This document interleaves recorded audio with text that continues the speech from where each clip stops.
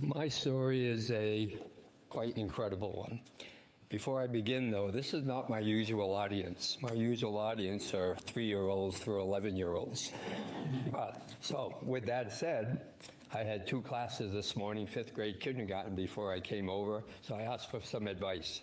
They're my best advisors. 5th grade, the advice was focus. I tell them all the time in class, focus on what we're doing. 2, enjoy yourself. I intend to.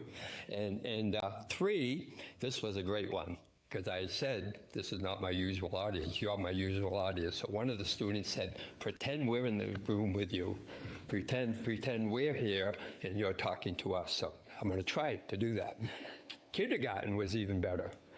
Their teacher knew this was going to happen, so they're watching right now. And one of them said, can you say hello to us? Okay, kids?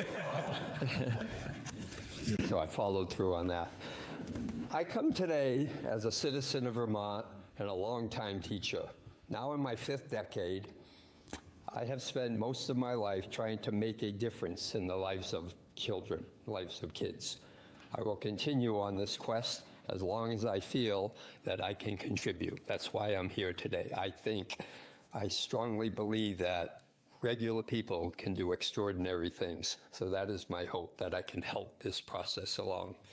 This has nothing to do with politics with me. It wouldn't matter to me who had set up this news conference.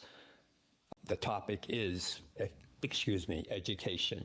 How we can improve the quality of education for our young people. How we can take what is okay, because what we're doing is okay, I believe, and make it exceptional. That is what we need to do for our children. I believe the time is now, though. I have seen, again, as I said, 5 decades in this. I have seen the evolution of education, as I call it, and now is the time to make that difference. It really is. It's been said numerous times, down the road. My analogy to that is, think of the roads. I think of my driveway. If I don't keep up with it, it gets worse and worse. Well, if we don't get this done now, the quality of our education is not just going to be okay, the potential it's going to deteriorate. The potential it's going to go backwards. Okay? To the 180 people in this building that are going to make this decision for us, for the citizens of Vermont, and more importantly, the kids, I give you this advice or thought, okay? You are all, you 180 people, you are more alike than you may think. You are more alike, I believe, than you are different. And the only question you have to answer is this: whatever you decide to do, is it in the best interest of the kids? Yes, we want to save money, myself included, but is it in the best interest of the kids? And that, to me, is an absolute. I believe those 180 people and every citizen of Vermont would believe and agree with that what we do is important for our kids. They are the foundation of our school, of our world. They are the foundation. Without that foundation, everything else can be affected. I really believe that, whether it be homelessness or food insecurity, 2 of my other important topics. They are the foundation. If we keep that foundation strong and make it stronger, everything else is going to be enhanced along the way. Maybe well after my time, but it will happen.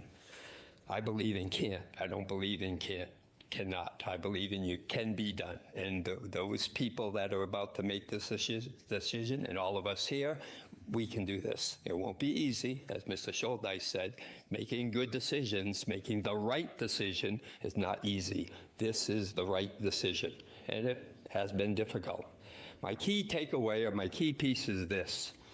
When this all started, my colleagues, it ranged from anxiety to stress to frustration to even anger at times, thinking we were being criticized. We, meaning the teaching community, were being criticized. I looked at it totally different. I looked at it as an opportunity, an incredible opportunity that could unfold again for our kids.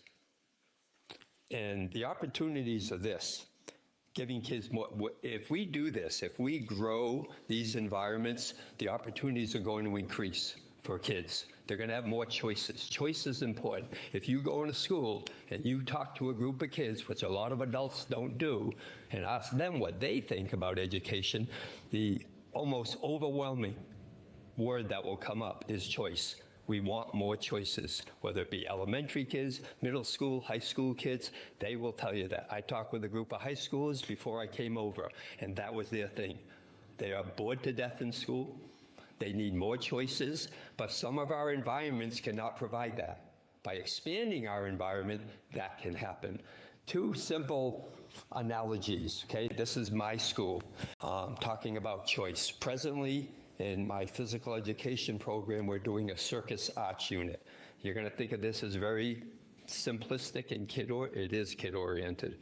It's all about choice. It is their favorite throughout the entire year. It is their favorite unit of study because they get to pick. They get to do what they want to do within the context of the unit and what the expectations are and what the learning standards are. They get to choose their activities and work on them and expand upon them. And it's the most exciting time of the year for them because of that word choice. We have a group in our school that's been around for many years called the Comiskey Comets. It's a jump rope team, pretty popular and fairly historic. When we first started back in the late 70s and early 80s, our one school was the 456 school. It had just been built. I was the first teacher in the building. I was the only physical educator.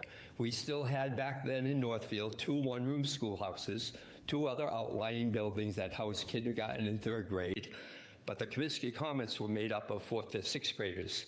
When we came together, again, growing that environment, when we came together, it became now, what is now, 62 youngsters, pre-K through high school in this group. You talk about diversity, there's nothing more diverse than this group. Incredibly talented, hardworking, but watching the older kids mentor and work with the younger kids, this is what I mean by opportunity. Bringing those schools together into one complex provided that opportunity. The last one is interesting.